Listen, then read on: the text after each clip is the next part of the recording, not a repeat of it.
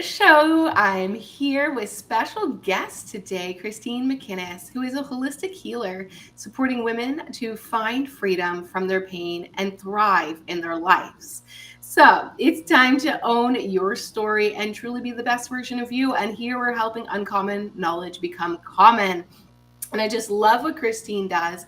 I love her approach, and I had to bring it to you guys today. So without further ado, Christine, please introduce yourself. Hi, yes. So I have a background in supporting fertility, reproductive health through both evidence based and energetic techniques, bringing it all together to help people find long lasting relief from pain related to their menstrual health, migraines, headaches, and hormones. Um, so, to go back a little bit into my story, I grew up in a household where pain was normalized. I know many of us as females experience pain with our menstrual cycles, not just the actual period cramps, but there might be migraines, fatigue, bloating, digestive issues that are associated with that. And so often we seek support, and we're told, well, that's just part of being a woman. There's nothing to be done. Just tough it out. And often, a lot of these issues, when we do have these heavy, painful bleeds, or we do have these hormonal migraines, they run in our family. So we watched our mothers, our grandmothers, our aunts go through it. So for us, we don't know any different. All we know is that for certain times of the month, we suffer.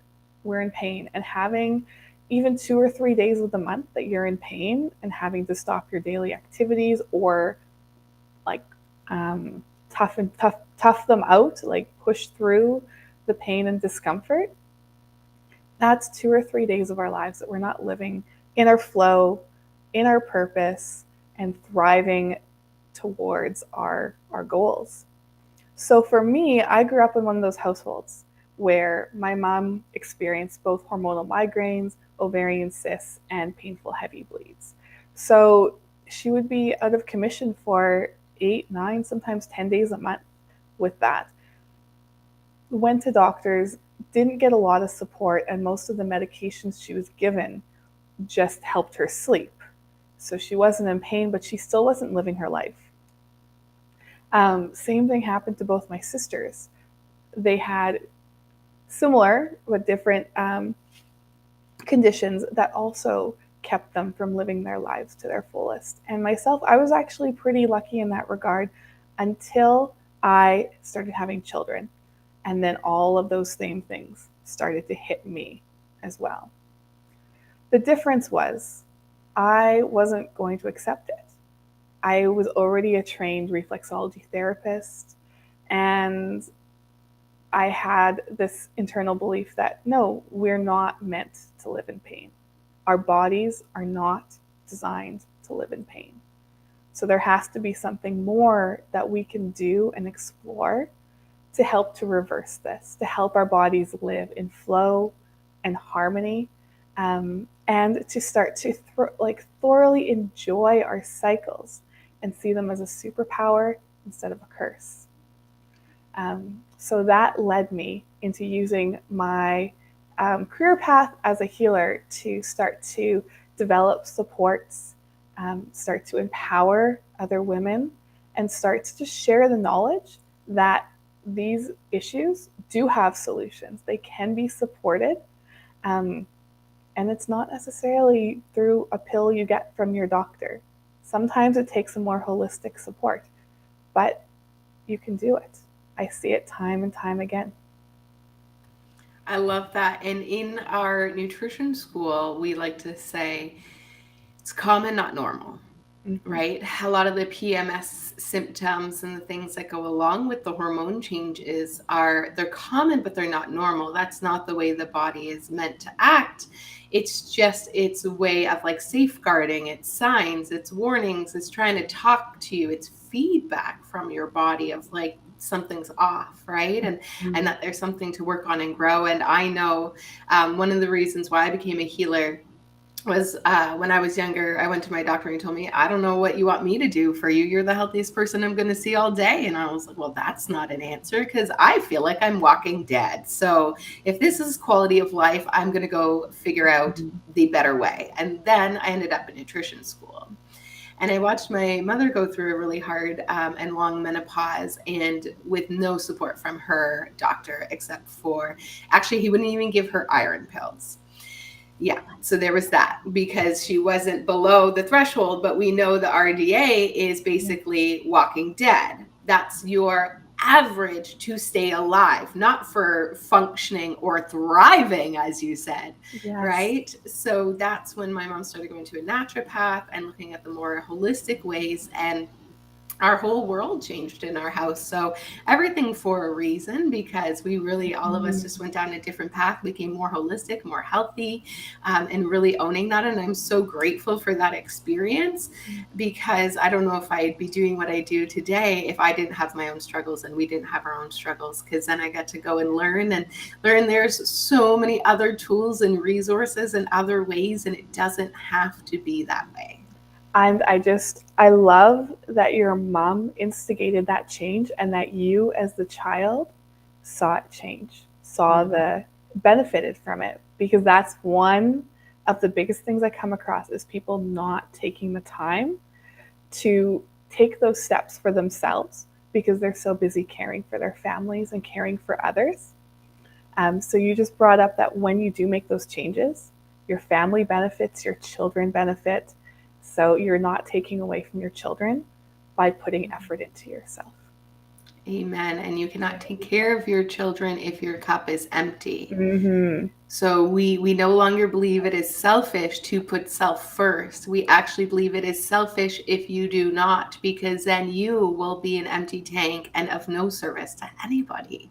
So we have to come first. And I know there's the guilt that people give themselves along the way, but I want to change it. It's actually selfish if you don't put you first, It is because so true. you can't do anything then. Yeah, I mean, you're actually taking away from that connection with your children. Like when my mom was suffering with Mm-hmm.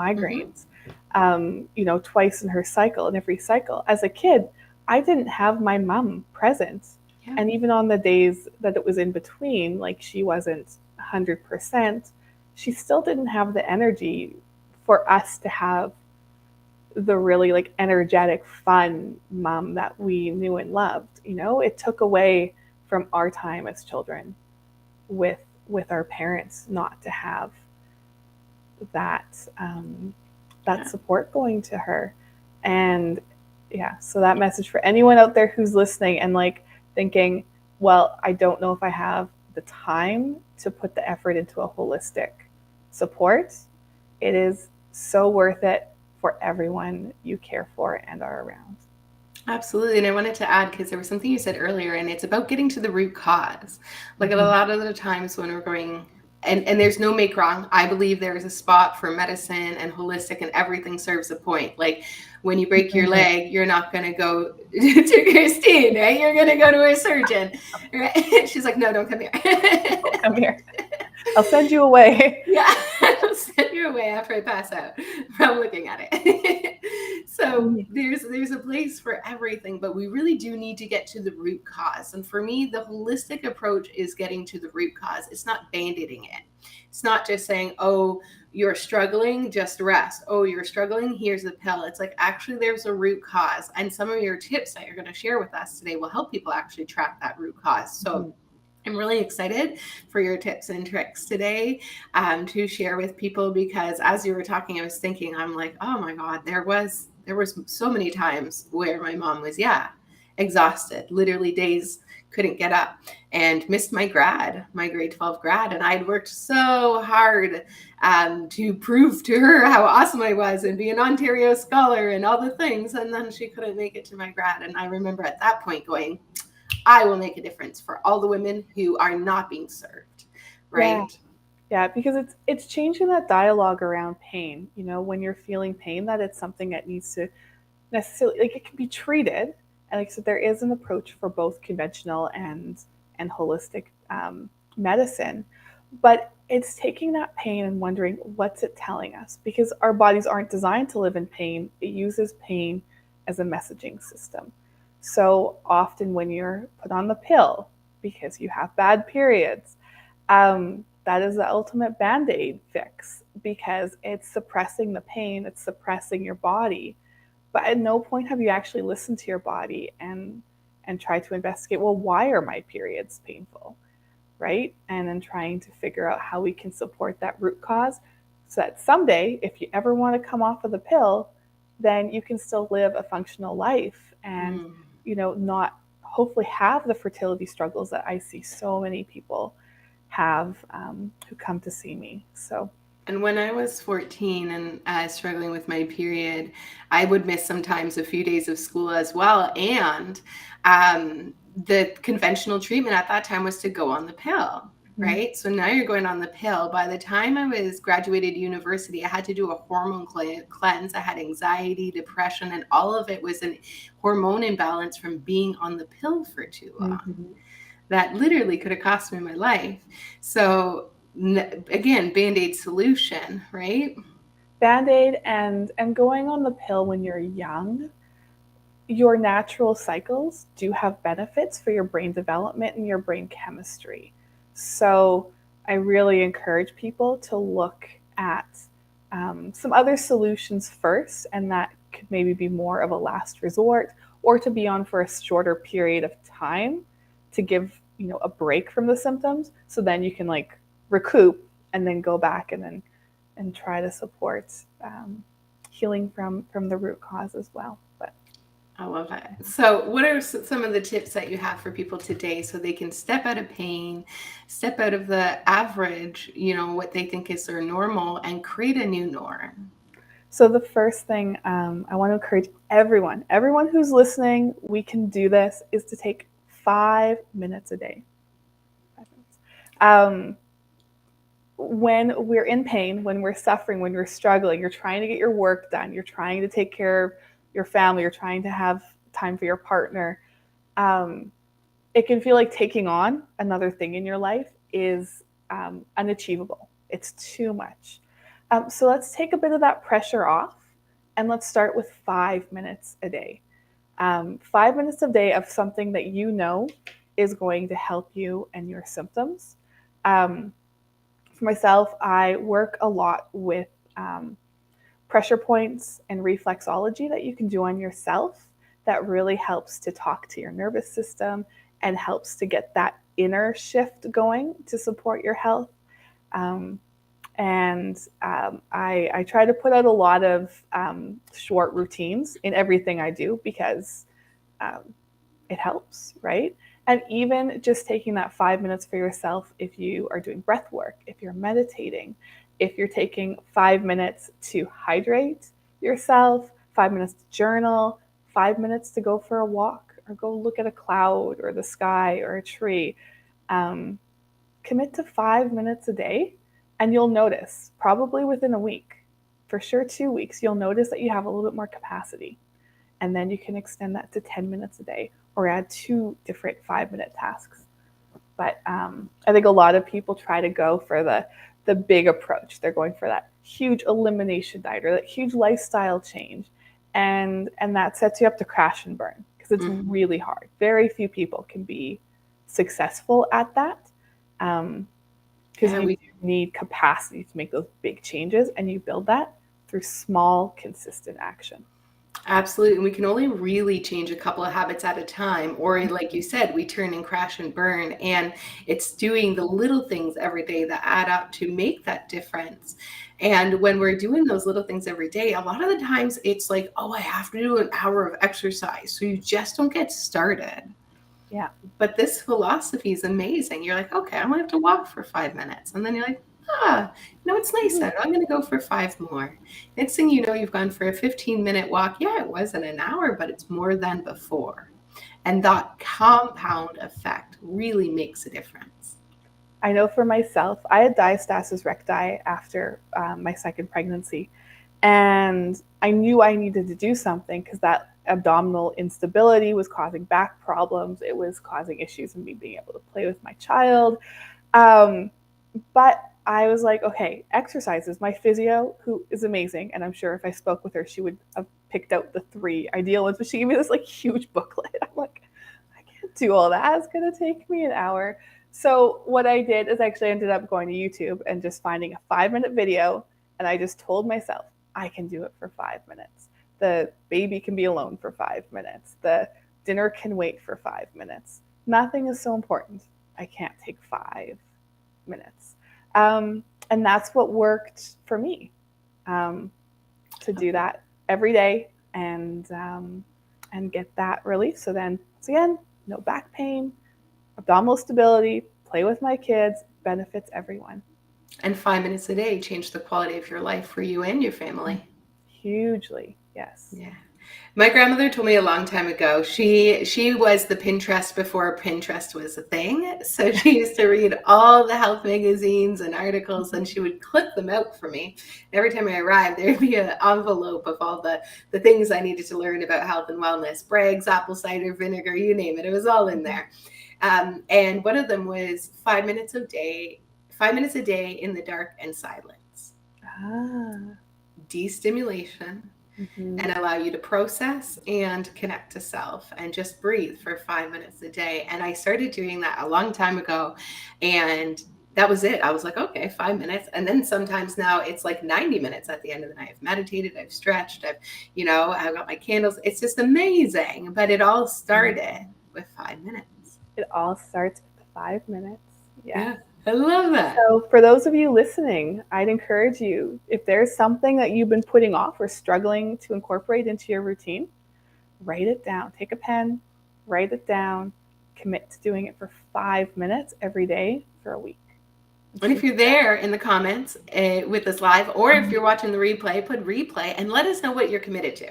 Come on, we'll hold you accountable. Let's do it all together. Yes. What is going to be the one thing you're going to do for 5 minutes for you every day? Yes. Yeah, because we don't want you just to listen to us and go away and do your thing. We want you to take action and have this benefit your life. Absolutely. That kind of leads into my next tip. Perfect. Take it away. Go there. So my next tip is to track. Track, so you'd say you're doing this thing for 5 minutes a day. What are your symptoms? Do a little review of your symptoms, where they're at. I use the 1 to 10 scale. How bad is the pain? How bad is the fatigue? How bad is the irritability? And then every day, I like to put my physical journal. I have falling stuff, but I have a physical journal that I use for tracking.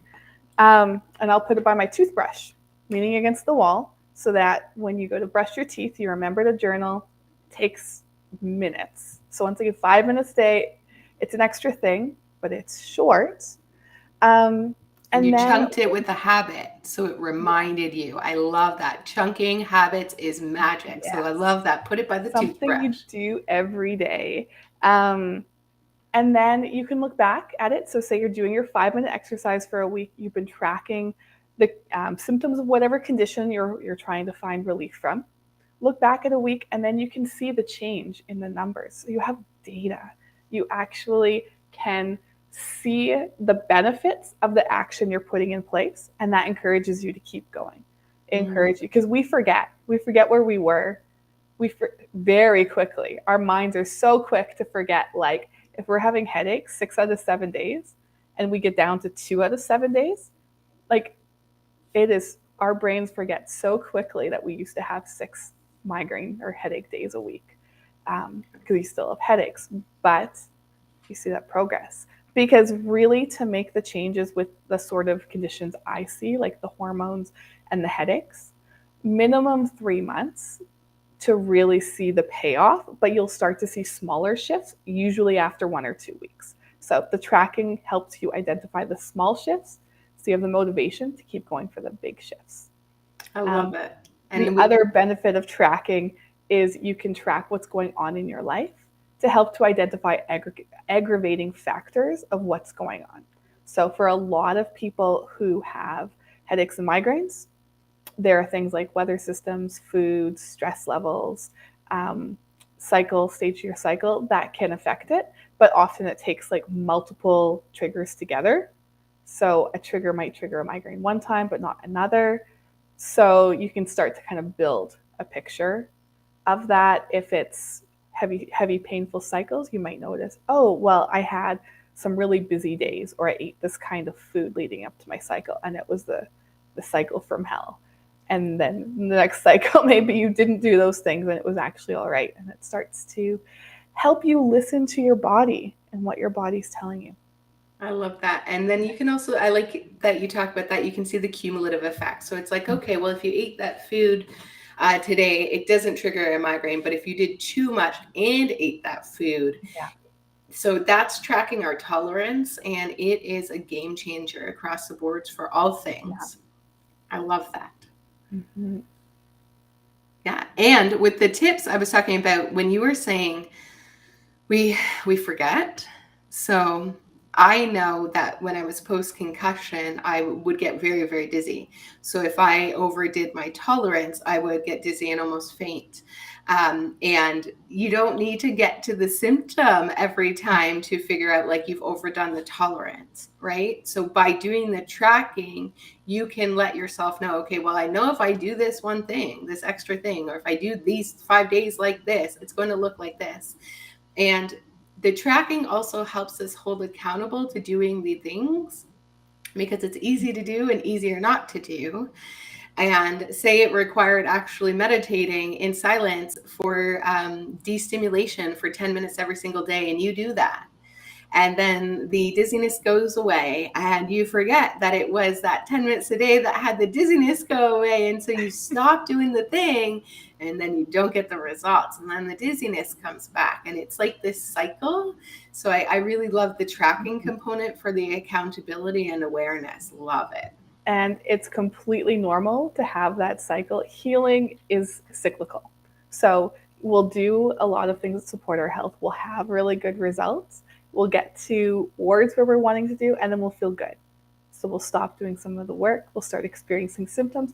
But every time, the goal is that you recognize it faster, you switch back to those healthy habits faster, and you get back to feeling good faster. And, we might need to go through this process numerous times. It might not even ever end for us, but we'll be getting to a point where we're spending a lot more of our time in that healthy, thriving, feeling good stage. Absolutely. And that we're building that self-awareness to recognize when we're moving off of that path. But everyone does it, and it's completely normal to have to go backwards a bit so you can go forward more.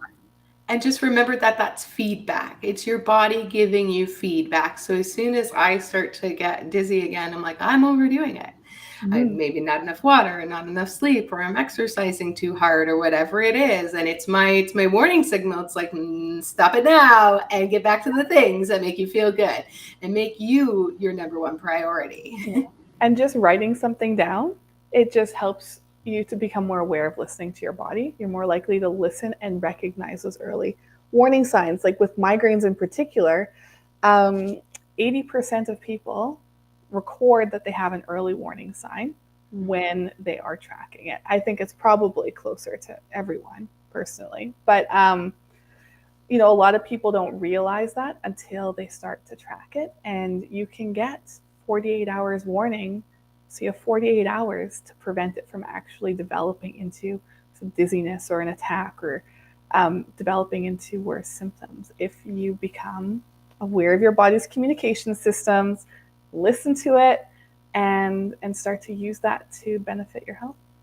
Yeah, it's feedback. Your body's talking to you. Be aware and start tuning in and tapping into what that means to you. Yeah, Amazing. our bodies love to talk. Those little like niggles, twitches, feeling off, tension. Those are our body talking. If you get to the pain point, your body's screaming at you. Your body will eventually make you listen. Literally. You have to stop now. Yeah, I love it. And we don't want to get to the point of freeze mode. I love that. Exactly. We don't want to get to the point of freeze mode. So listen to the feedback system and start trusting yourself and build that self-awareness. I love it. Take it away with the next tip. My third actionable step is super simple, but another thing we forget to do, and that's to breathe.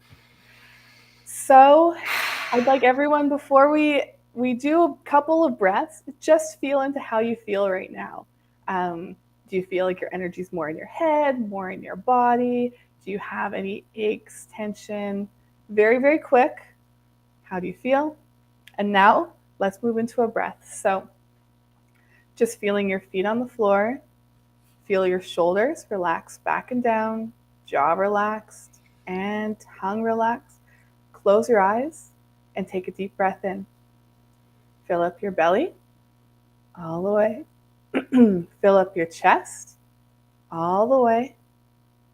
A little bit more. Hold for a moment and then release with a we got 2 more times. Inhale into your belly. Inhale into your chest. Keep breathing in a little bit more. A little bit more. Hold for a moment and exhale. Belly to spine. And one more. Inhale to your belly. Fill it up all the way. Inhale to your chest. Fill it up all the way. A little bit more. Make this your deepest breath yet. Hold at the top. Just a little bit longer. And on 1, 2, 3, exhale. All right, and now tune back into your body. What do you feel? Good. Mm-hmm. So much lighter. So it's simple. You don't have to necessarily even take big breaths, but just taking a few intentional breaths is going to help you hear what your body's trying to tell you. It's going to help even out where your energy is being held in your body. And it's just going to help recenter you for the next stage of your day. Well, that was incredible and beautiful. And you are a beautiful soul with so much knowledge and showing people a different way to own their health. So thank you so much for what you do. Where can people learn more about you? Yes, so my studio is Willow Therapies. I offer services both in person here in Headingley, Manitoba, and online. I have virtual shift sessions, which incorporate breath work, energetic techniques, as well as some visualization and hypnotherapy to help shift that energetic state, as well as health coaching for migraines and hormones online. And that can all be found at willowtherapies.ca. And I'm on Instagram at willow_therapies. And I go live every Friday with guided routines. Love it. And you have a special gift for everyone today. Do. So, I showed you this before. This is my awareness journal. I absolutely love this thing. So I have a PDF download of this available for you, as well as a short acupressure routine that is targeted towards migraine and headache relief. But then in there, I also have a breathwork practice, which is amazing for anyone, especially if stress and those cortisol levels are affecting your health. I know I see that a lot. A lot. I'll have all these resources bundled together for you. Do the 5-minute breathwork exercise every day, and you will see results in a week. Love it. Because you're remembering to breathe. You're remembering to take that 5 minutes for yourself, and then you've got your journal to track where you are and where you're going. I love it. And if you're here live with us, I'm going to come and drop that link in the comments so you can grab it. And if you're listening on Apple, everything you need is in the show notes. So make sure you go and download that today. And let's all learn to thrive instead of just survive. And make sure you check out Willow Therapies. And thank you so much, Christine, for being here with us today. You're very welcome. Thank you for having me. Absolutely, my pleasure. So remember, everyone, stay happy, healthy, wealthy, expect magic and miracles. What's the best that can happen? We'll see you on the inside.